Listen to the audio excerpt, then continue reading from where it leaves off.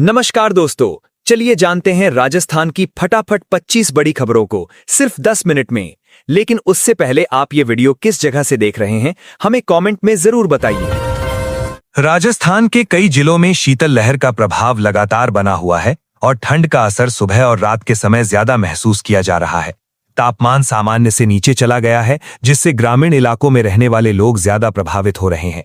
खेतों में पाले की आशंका को देखते हुए किसानों को सतर्क रहने की सलाह दी गई है। प्रशासन की ओर से अलाव जलाने और रैन बसेरों की व्यवस्था की जा रही है, ताकि जरूरतमंद और कमजोर वर्ग के लोगों को ठंड से राहत मिल सके। राजस्थान के सर्राफा बाजारों में इन दिनों सोना और चांदी के भाव मजबूत बने हुए हैं। निवेशकों की रुचि बढ़ने से बाजार में रौनक देखने को मिल रही है। शादी विवाह के मौसम को देखते हुए आम लोगों की खरीदारी भी बढ़ी है। व्यापारियों का कहना है कि अंतर्राष्ट्रीय बाजार के संकेतों का असर स्थानीय बाजार पर साफ दिखाई दे रहा है। आने वाले दिनों में भी कीमती धातुओं की कीमतों में स्थिरता बने रहने की संभावना है। प्रदेश में पेट्रोल और डीजल के दामों में फिलहाल कोई बड़ा बदलाव देखने को नहीं मिला है। अलग अलग जिलों में कर की वजह से मामूली अंतर जरूर है, लेकिन आम जनता पर इसका खास असर नहीं पड़ा है। वाहन चालकों को राहत महसूस हो रही है। तेल कंपनियां लगातार अंतर्राष्ट्रीय कच्चे तेल के भाव और मुद्रा विनिमय पर नजर बनाए हुए हैं, ताकि आगे की रणनीति तय की जा सके। राज्य सरकार की सामाजिक सुरक्षा पेंशन योजनाओं के तहत पात्र लाभार्थियों को समय पर पेंशन राशि दी जा रही है।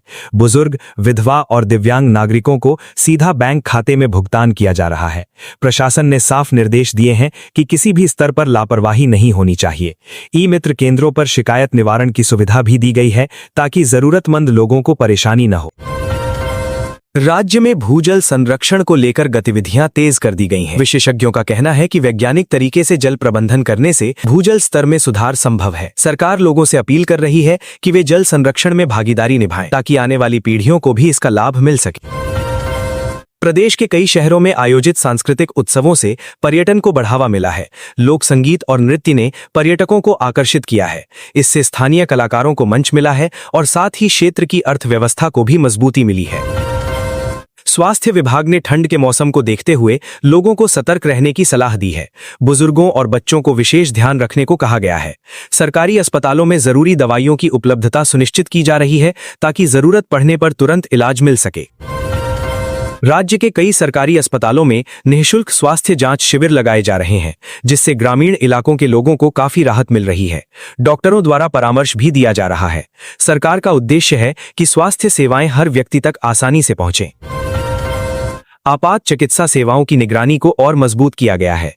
एम्बुलेंस और इमरजेंसी सिस्टम को लगातार मॉनिटर किया जा रहा है। अधिकारियों को निर्देश दिए गए हैं कि किसी भी आपात स्थिति में त्वरित प्रतिक्रिया सुनिश्चित की जाए।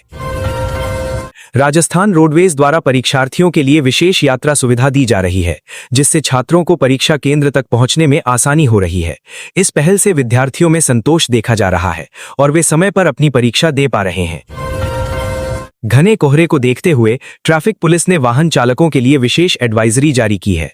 लोगों से अपील की गई है कि वे धीमी गति से वाहन चलाएं और लाइट का सही इस्तेमाल करें, ताकि दुर्घटनाओं से बचा जा सके।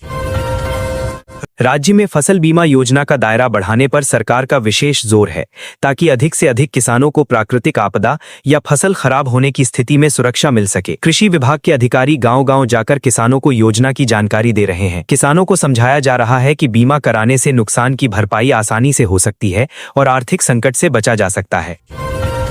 राजस्थान की कृषि मंडियों में इन दिनों गेहूं और सरसों की आवक लगातार बनी हुई है। कुछ फसलों के दाम स्थिर नजर आ रहे हैं, जबकि कुछ में हल्का उतार चढ़ाव देखा जा रहा है। किसान बाजार भाव को ध्यान में रखकर फसल बेचने का फैसला कर रहे हैं। मंडी प्रशासन की ओर से व्यवस्था को सुचारू रखने के प्रयास किए जा रहे हैं, ताकि किसानों को किसी तरह की परेशानी न हो। सरकारी एजेंसियों द्वारा समर्थन मूल्य पर फसलों की खरीद से किसानों में भरोसा बढ़ा है। इससे बिचौलियों की भूमिका कम हुई है और किसानों को सीधा फायदा मिल रहा है। भुगतान की प्रक्रिया को पारदर्शी बनाने के लिए डिजिटल व्यवस्था अपनाई गई है। किसान संगठनों का कहना है कि इस पहल से किसानों की आय में स्थिरता आई है और उन्हें अपनी फसल का सही दाम मिल रहा है। राज्य सरकार पंचायत और निकाय चुनावों से जुड़े नियमों में बदलाव को लेकर मंथन कर रही है। इसको लेकर राजनीतिक गलियारों में चर्चा तेज हो गई है। सरकार का मानना है कि संशोधन से चुनाव प्रक्रिया ज्यादा पारदर्शी और समावेशी बनेगी। वहीं विपक्ष ने इस मुद्दे पर अपनी प्रतिक्रिया दी है और सरकार से स्पष्टता की मांग की है। आने वाले समय में इस पर बड़ा फैसला हो सकता है। मुख्यमंत्री ने हाल ही में आयोजित एक सांस्कृतिक कार्यक्रम में प्रदेश की लोक परंपरा और संस्कृति को बढ़ावा देने की बात कही। उन्होंने कहा कि ऐसे आयोजन समाज को जोड़ने का काम करते हैं और नई पीढ़ी को अपनी जड़ों से जोड़ते हैं। कार्यक्रम में बड़ी संख्या में लोग शामिल हुए और लोक कलाकारों की प्रस्तुतियों ने सभी का मन मोह लिया।